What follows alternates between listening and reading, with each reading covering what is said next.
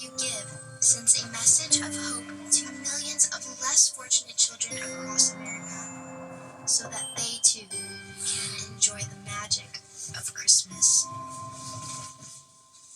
ABC's David Muir, the most watched newscast in America.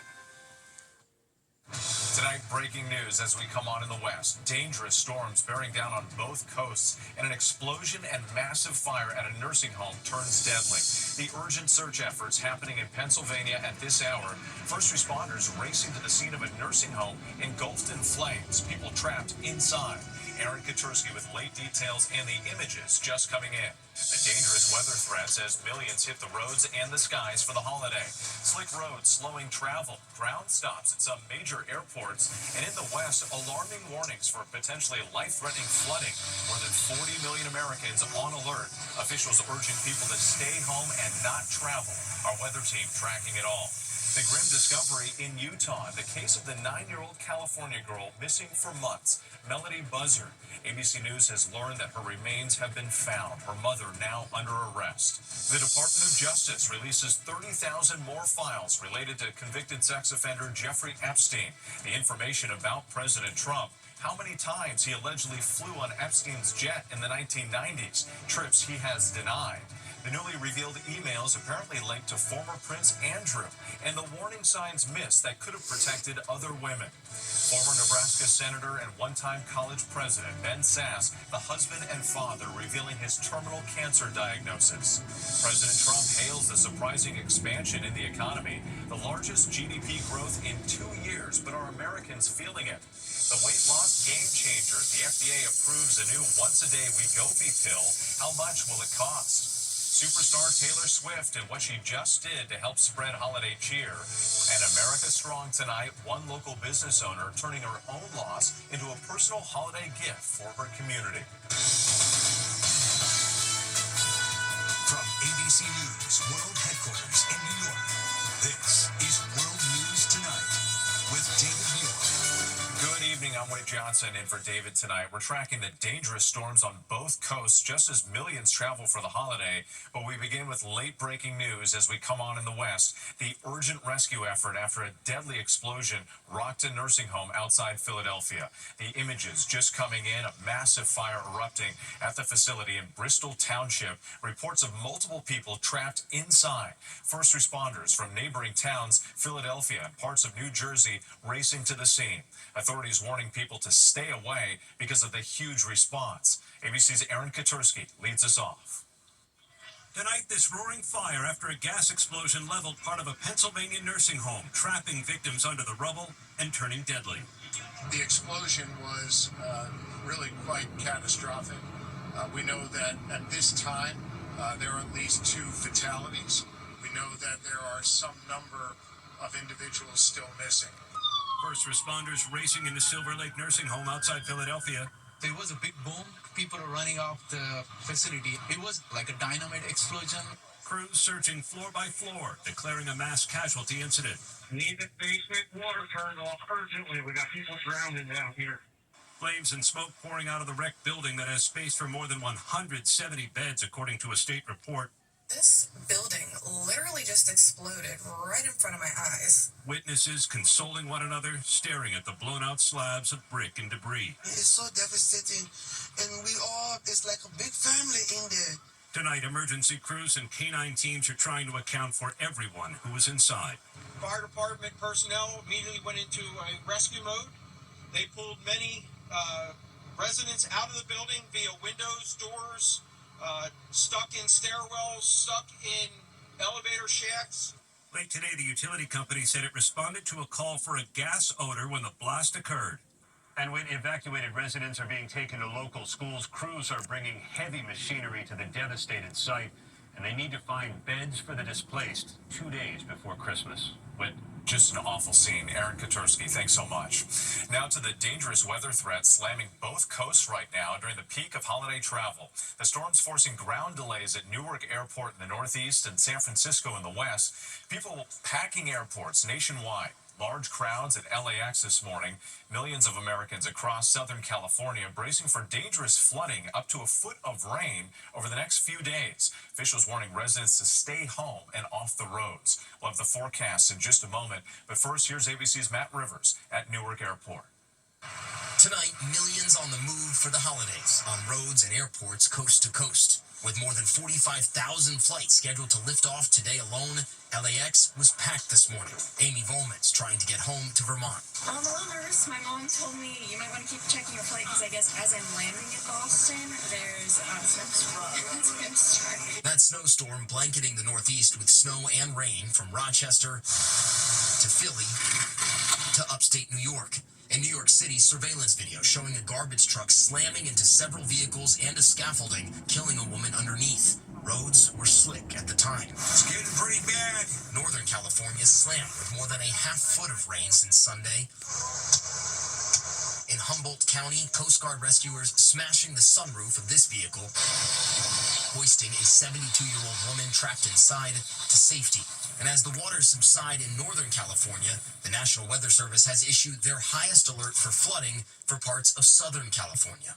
Our Melissa Adan in fire-ravaged Altadena. You see these blue tarps here on the ground trying to prevent a mudslide. This as homes here are just frames under construction that are now threatened by these hillsides that could collapse from the rain. With nearly a foot of rain forecast, officials begging everyone to heed evacuation warnings and orders. What worse time, right, for something like this to happen? Christmas Eve, Christmas Day. And we're back here at Newark Airport. Look at that crowd behind me. This isn't even the security line. These people are waiting to go up to get to the security area. Ground delays right now averaging about 45 minutes. The next busiest day to fly just after Christmas, Whit, on December 28th. Yeah, those crowds not letting up. Matt Rivers for us. Thanks so much. Let's get right to Chief Meteorologist Lee Goldberg with our New York station WABC. And Lee, one storm moving out, but another dangerous threat moving in. Indeed, we sound the all-clear sign here in New York, but still lingering effects upstate New York, northern New England. There's a rain-snow mix in Boston, snow in the interior. There'll be enhanced snow in Maine tomorrow morning, 6 to 12 inches in spots. Portland's under a winter storm warning. And then the major flood event that's unfolding over Southern California. See that rare high risk? You've heard about it for days. On those days, you have the most flood fatalities and damage. That area includes part of LA and Burbank and Glendale. Let's see how it all unfolds tonight. Rain becomes more widespread. The brunt tomorrow morning, about 7 in the morning local time to 3 in the afternoon, then lighter rains after that, but an inch an hour, mudslides and burn scars. We're very concerned about this flooding. Through tomorrow night, we can see a half foot of rain in the high elevations north of LA, maybe up to 10 inches of rain, 2 to 6 feet of snow in the Sierra. More rain Thursday and Friday will be lighter. While that's happening, the rest of the country quieter with record warm over the middle of the country for Christmas Eve and Christmas Day. Whit? We know you'll be tracking it all, Lee. We appreciate it. Now to the latest on the Epstein files. The Department of Justice releasing thousands of more documents, some of them making reference to President Trump and other high-profile men. And tonight, growing anger from some of Epstein's survivors, suggesting authorities should have stopped his crimes years earlier. ABC's Jay O'Brien reports from Washington. Tonight, the new details in more than 30,000 pages of Jeffrey Epstein files released in the middle of the night by the Department of Justice, some mentioning President Donald Trump. In one email written during Trump's first term, a federal prosecutor handling the case of Epstein's accomplice Ghislaine Maxwell alerting his colleagues that flight records reflect that Donald Trump traveled on Epstein's private jet many more times than previously has been reported or that we were aware. Didn't want any of this to be a surprise down the road. A total of 8 flights in the mid-1990s, prosecutors said, most later made public. But just last year, Trump, who had a decades-long friendship with Epstein, claimed he was never on Epstein's plane. Another new email shows the FBI pursuing possible Epstein accomplices the day after he was arrested in 2019, asking for an update on the status of the 10 co-conspirators. But this summer, the Justice Department said there was not enough evidence to warrant prosecuting anyone else in connection to Epstein. Maxwell is the only co-conspirator ever charged. The records show prosecutors repeatedly tried to interview others in Epstein's orbit, including former Prince Andrew, seen here in a newly released photo with Maxwell and others who are unidentified. Virginia Giuffre long claimed Epstein trafficked her for sex with Andrew 3 times in 2001 when she was a teenager, which Andrew denies. He knows exactly what he's done. And newly released emails from that same year show a message to Ghislaine Maxwell from someone going by the letter A, saying they're writing from Balmoral Castle, calling it summer camp for the royal family, and asking, have you found me some new inappropriate friends? Maxwell writing back, so sorry to disappoint you, I've only been able to find appropriate friends. The records raise serious questions about why Epstein wasn't stopped years ago. This Palm Beach police report shows authorities looked into Maxwell in 2001 for allegedly recruiting college students to work for Epstein, saying at least 2 girls complained about Epstein touching them inappropriately. And tonight, top Democrats on Capitol Hill calling for an investigation into how this 1996 FBI tip was ignored. A child pornography complaint accusing Epstein of stealing photos of 12 and 16-year-old girls, possibly to be sold. Epstein wouldn't face criminal charges for another decade. How can a woman be making such a serious accusation not be true and nobody looked at it? So we do ask the DOJ to do their job. With many of those Epstein survivors angry tonight, still waiting on the Department of Justice to release all of the files it has days after the legal deadline to do so. More than 100,000 pages have come out so far, just a fraction of what sources tell ABC News could be upwards of 1 million pages the department has. All right, Jay O'Brien, thank you for that. Tonight, a grim discovery ending the search for a California 9-year-old Melody Buzzard. ABC News has learned that her remains have been found in Utah, and now her mother is in custody. Here's ABC's Stephanie Ramos. Tonight, Ashley Buzzard, mother of 9-year-old Melody, missing since October, taken into custody in Southern California on suspicion of first-degree murder. Authorities revealing they found human remains with gunshot wounds to the head in Utah earlier this month. DNA testing confirming a match for Melody. And arrested Ashley Lynn Buzzard for the murder of Melody Buzzard. The mother and daughter leaving their home in Lompoc on October 7th for a 3-day road trip to Nebraska. Ashley renting a white 2024 Chevy Malibu and traveling more than 3,000 miles round trip, according to authorities. This is the route investigators believe she took. Authorities claiming Ashley wore wigs and switched license plates along the way. Ashley returning home on October 10th, but Melody no longer with her. A school administrator reported her disappearance several days later. Maternal filicide is rare and always difficult to comprehend. But this level of criminal activity is particularly shocking. Ashley Buzzard is being held without bail at the Santa Barbara County Jail. She does not yet have a court date. Stephanie Ramos for us, thank you. We're following more breaking news tonight. A Delaware state trooper was killed in a shooting at a DMV facility in New Castle County near Wilmington. Police say several other people were hurt. They say the alleged shooter was also killed. State police now working to determine a motive. Now to the devastating diagnosis from a former senator and former University of Florida president, Ben Sasse, the 53-year-old husband and father, revealing that he has stage 4 pancreatic cancer. Here's ABC's Mola Legge. Tonight, former U.S. Senator from Nebraska, Ben Sasse, revealing a sudden and devastating diagnosis. He has stage 4 pancreatic cancer. The 53-year-old posting a heartfelt message saying, "This is a tough note to write. Last week, I was diagnosed with metastasized stage 4 pancreatic cancer, and I'm gonna die." Sasse served in the Senate for 8 years, a staunch conservative, yet a sharp critic of President Trump, particularly after January 6th. Donald Trump has acted shamefully. He has been in flagrant dereliction of his duty. Sasse was one of 7 Republicans who voted to convict Trump during the president's second impeachment trial in 2021, which ended with an acquittal. He resigned from the Senate in 2023 and briefly served as the president of the University of Florida. Tonight, the married father of 3 saying this is hard for someone wired to work and build, but harder still as a husband and a dad. Adding, he's not going down without a fight. What medical experts say Sasse's diagnosis is the most advanced form of pancreatic cancer. Patients at that stage may only have months to live. Whit? All right, Mola Legge, our thanks to you tonight. President Trump celebrating the better-than-expected news on the economy. The gross domestic product growing 4.3% through the end of September. The data delayed by the government shutdown, the strongest growth in 2 years. President Trump saying the numbers are blowing past expectations, but are Americans feeling it? Here's ABC's senior White House correspondent, Selena Way. Tonight, President Trump taking credit for a surging economy after a new report showed growth at its fastest pace in 2 years. The president posting the Trump economic golden age is full steam ahead. The U.S. economy grew at an annual rate of 4.3% from July through September, beating analysts' expectations and driven by consumer spending. But polls show 57% of registered voters disapprove of Trump's handling of the economy. People feel that even if they're working and even if they get a raise, if it's just going towards higher prices, are we really getting ahead? Trump claiming the tariffs are responsible for the great USA economic numbers just announced. But while some grocery prices like eggs have come down, Americans are paying higher prices on everything from bananas to beef to coffee, goods impacted by Trump's tariffs.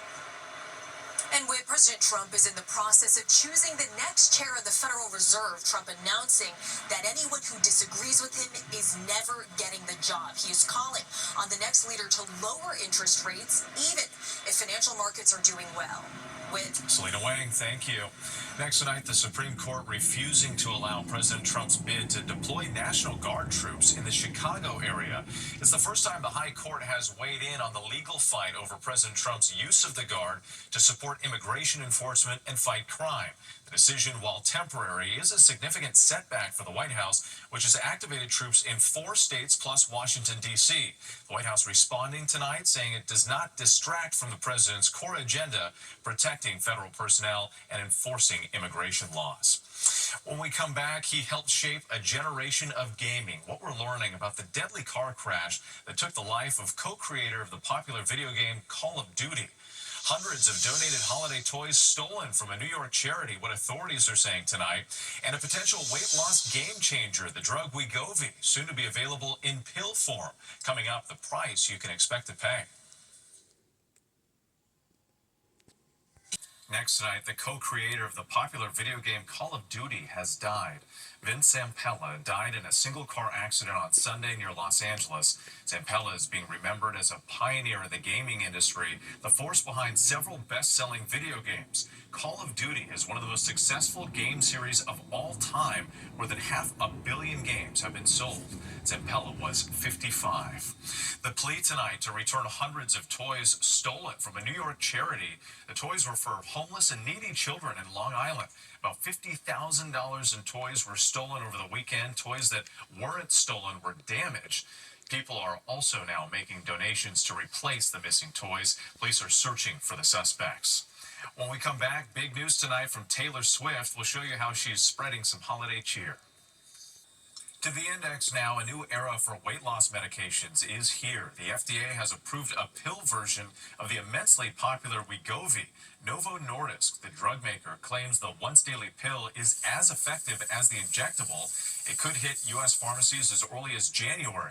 Without insurance, it's expected to cost about $150 a month. With insurance, that drops to as low as $25. Taylor Swift is spreading some holiday cheer. Swift donated $1 million to Feeding America, a nonprofit network of 200 food banks fighting hunger in the U.S. She also donated $1 million to the American Heart Association in honor of her father. Scott Swift underwent heart surgery earlier this year. Still ahead, the local toy store and the massive final gift before closing its doors. We raise our hot cocoa mugs to you. For you to have the most joyous and special holiday and celebrate with family and friends. Like us. From our GMA family to yours, happy holidays. Finally tonight, America Strong, the remarkable gift, the closing toy store determined to spread holiday cheer. Tonight in Tucson, Arizona, one toy store is giving one final gift to its community. After 5 years in business, Astro Toys faced the hard decision to close its storefront. It was just really hard to stay open. A lot of people weren't shopping. But owner Lorenia Fierros decided to turn her pain into purpose, planning for a special toy delivery right before Christmas. We started thinking, we have so many toys here, why are we going to pack all these up? Lorenia donating all of her inventory to the Salvation Army. More than 2,000 toys in all for the children and families who need it most. I don't know what got us to this point, but if it was meant to be able to give some people a good Christmas, you know, this year, then it was all worth it. For Lorenia, these donations are deeply personal.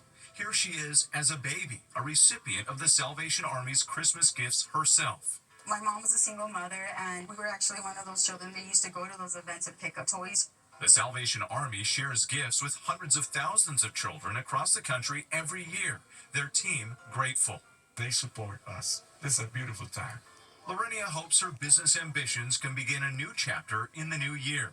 But for now, she's embracing this full circle moment, delivering some holiday magic. Merry Christmas! Merry Christmas! Merry Christmas, truly a special gift. I'm Wick Johnson. Have a great night.